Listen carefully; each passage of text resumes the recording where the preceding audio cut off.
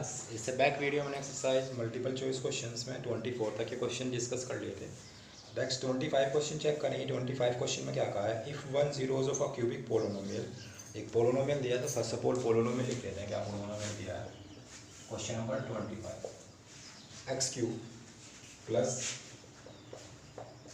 ए x square plus b x plus c, और इसका 10 हमारे पास दिया -1, 10 हमारे पास क्या दिया -1, और हमें फाइंड करना है then the product of other two zeros की हमें प्रोडक्ट निकालनी है। अब देखो सेम हमारे पास एक कंडीशन होती थी, क्या कंडीशन थी, अल्फा बीटा गामा, इनकी प्रोडक्ट होती थी -d/a।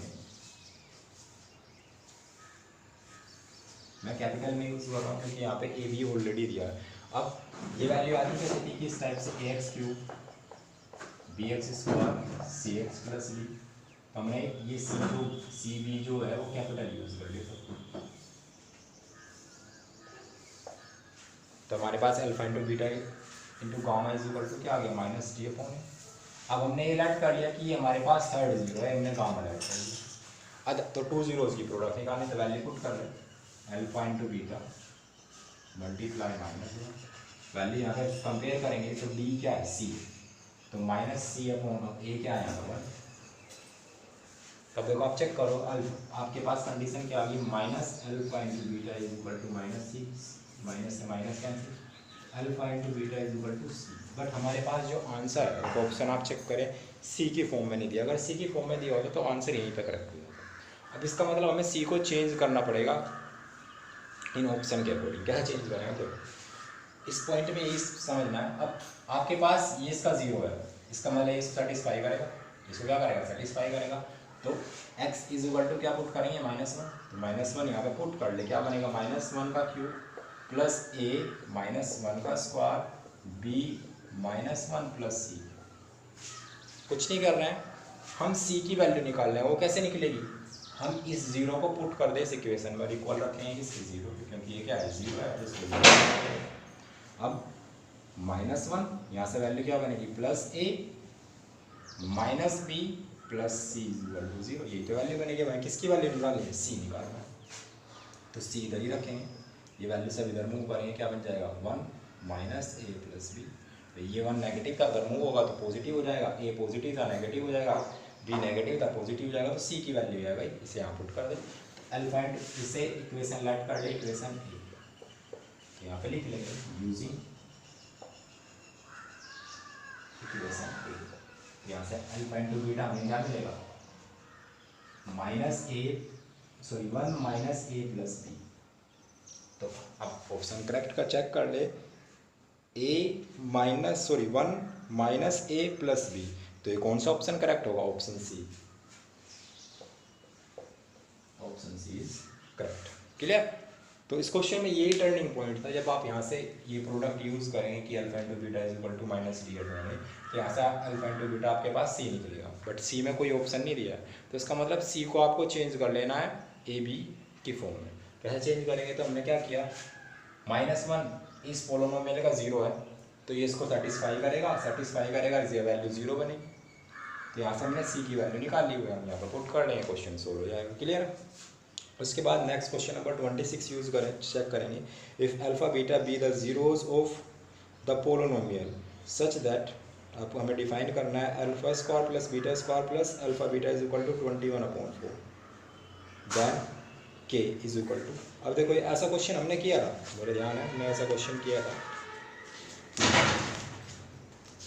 वेट अ सेकंड एक बार चेक कर लेता हूँ किया था नहीं किया था, नहीं सर हमने नहीं किया।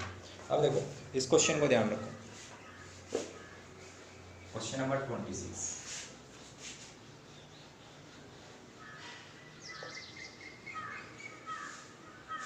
क्वेश्चन नंबर 26 में क्या कहा है कि एक हमारे पास फर्स्ट ऑफ ऑल तो पोलोनोमियल दिया, तो उस पोलोनोमियल को लिख लेते हैं 26, polynomial is equal to 2x square plus 5x plus k। ठीक है। अब हमें सच दैट हमें कंडीशन दे रखी है alpha square beta square plus alpha beta 21/4, और फाइंड क्या करना है, के हमें फाइंड करना है, के क्या करना है, फाइंड करना है। ठीक है। अब देखो इस कंडीशन से ये कैसा है, पोलोनोमियल क्वाड्री पोलोनोमियल है, तो यहाँ से मैं वैल्यू निकाल सकता हूँ alpha plus beta minus B upon ए, तो बी अपॉन ए मतलब 5/2 माइनस 5/2, ये वैल्यू आ गई मेरे पास किसकी, अल्फा प्लस बीटा। ऐसे अल्फा इंटू बीटा निकालेंगे, alpha into beta is equal to C upon ए, तो alpha into beta is equal to क्या आ जाएगा, के बाई, ये दो हमने वैल्यू निकाली। अब हमें के निकालना है, तो के हम ऐसे तो निकाल नहीं पाएंगे, अब इस वैल्यू को हम यहाँ पे यूज़ करेंगे, बट यहाँ का मैं अल्फा इंटू बीटा दिया है, alpha square plus beta square नहीं दिया हुआ, हमें अल्फा प्लस बीटा दिया है, तो क्यों ना हम इसका स्क्वायर कर ले, इस वाली कंडीशन का लिखेंगे स्क्वायरिंग ऑन बोथ साइड,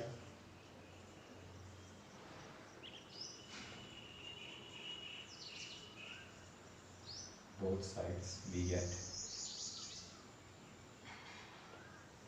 क्या रिजल्ट मिलेगा, स्क्वायर करेंगे तो क्या बनेगा, अल्फा प्लस बीटा का square is equal to minus 5/2 का स्क्वायर। देखो स्क्वायर क्यों कर रहे हैं, आपके माइंड में आना चाहिए कि स्क्वायर हम क्यों कर रहे हैं, क्योंकि हमें alpha square plus beta square चाहिए, हमें अल्फा और बीटा दिया हुआ है, अल्फा बीटा ही तो निकला है ना हमारे पास, यहाँ से हमें alpha square plus beta square चाहिए, इस वजह से हम बोथ साइड का स्क्वायर कर रहे हैं।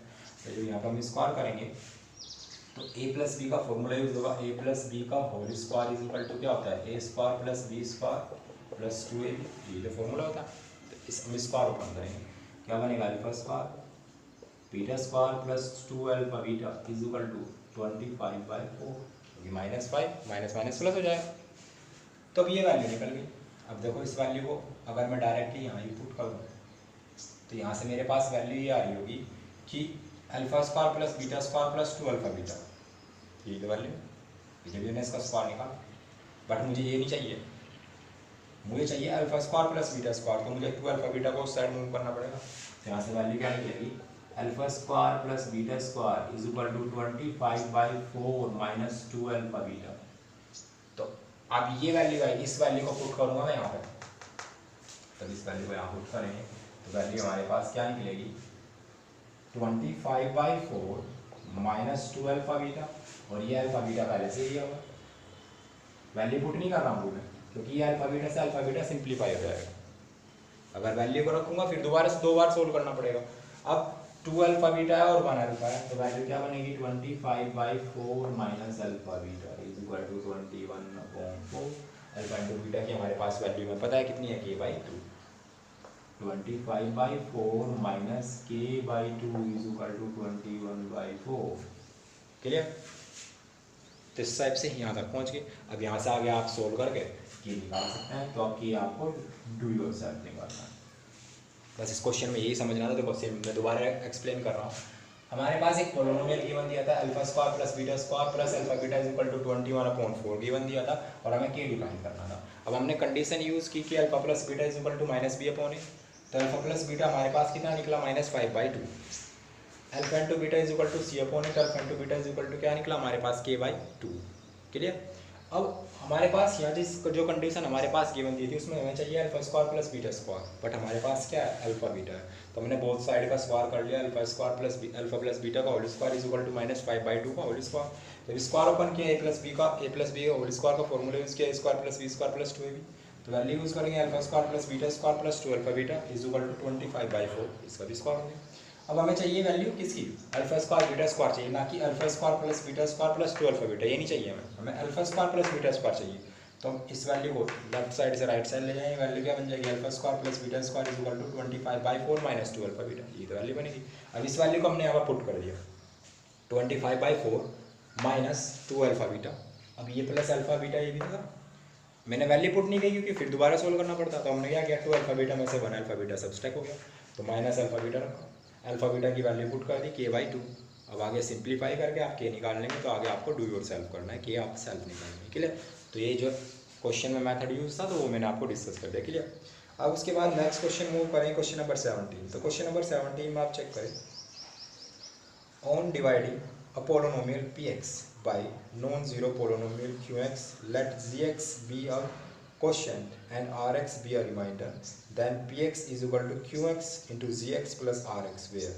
अब देखो क्वेश्चन में समझो, क्वेश्चन में क्या कहा है, ऑप्शन से चेक कर लो इस क्वेश्चन को, क्या कहा है, rx is equal to 0 always। अब उसने देखो क्वेश्चन समझो, पहले क्वेश्चन में क्या कहा है कि एक पोलिनोमियल है px जो नॉन जीरो है, मतलब वो जीरो नहीं है, let g x a question, तो जी एक्स को हमें क्वेश्चन मान लेना है और आर एक्स को हमें रिमाइंडर मानना है, और हमारे पास एक कंडीशन दे रखी है, और कंडीशन भी क्या है ये आपको पता है कि ये आपके पास रिमाइंडर थ्योरम है।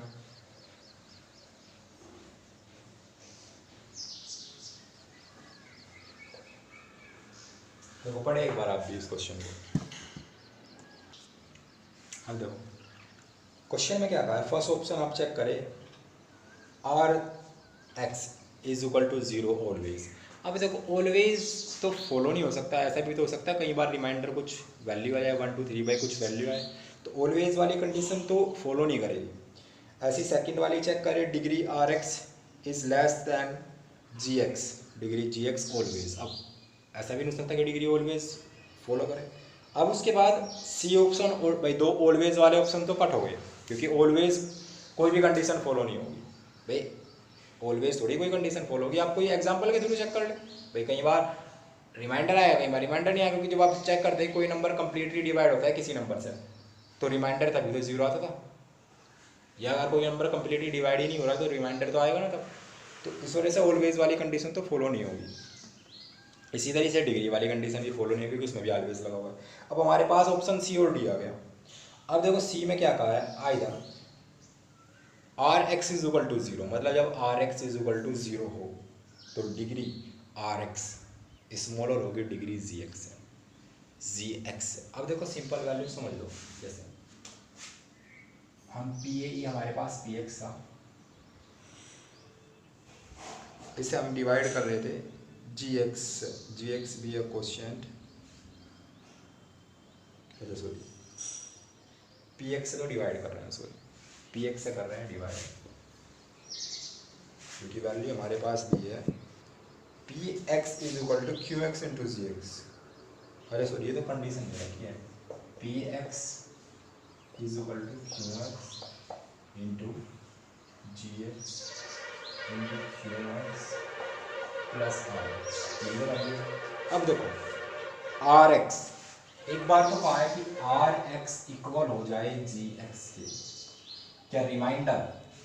क्या रिमाइंडर और आपके पास जो क्वोशिएंट सेम हो सकते हैं, रिमाइंडर और क्वोशिएंट सेम हो सकते हैं भाई, नहीं हो सकते ना भाई। देखो जैसा सिंपली आप मैथ्स की लैंग्वेज में भी चेक कर लो, इससे 2 से आप मे बी 5 को डिवाइड कर ले लो, तो 2 2 से 4, तो रिमाइंडर क्या ये आपके पास क्वोशिएंट है और ये रिमाइंडर है, तो क्या दोनों सेम होंगे, नहीं होंगे ना, तो ये ऑप्शन भी कट हो गया।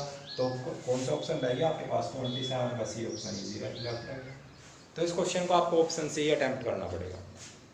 ये एक ऐसा क्वेश्चन है जिसको आपको ऑप्शन से अटैम्प्ट करना पड़ेगा, तो सी ऑप्शन आपके पास ओनली सी ही लेफ्ट रहेगा, क्योंकि भाई r x g x equal नहीं हो सकते। क्यों नहीं भाई, कभी हो सकते हैं, मे बी कोई रेयर केस हो जब हो, वरना नहीं होंगे।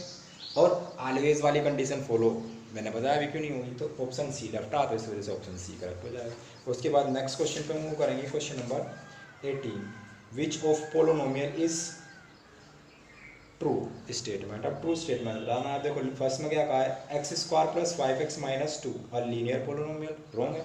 क्यों नहीं है, क्योंकि पावर 2 है। उसके बाद आपके पास क्या कहा है, बायनोमियल, बायनोमियल में कितनी टर्म्स, तो सेम ये वाला क्वेश्चन आपको सेल्फ ही करना है, मैं नहीं बता रहा हूँ इसको। अब इसके बाद आप नेक्स्ट पे मूव करेंगे, आपके पास कुछ टेस्ट दिए हैं, टेस्ट योरसेल्फ, इसमें 20 क्वेश्चन है।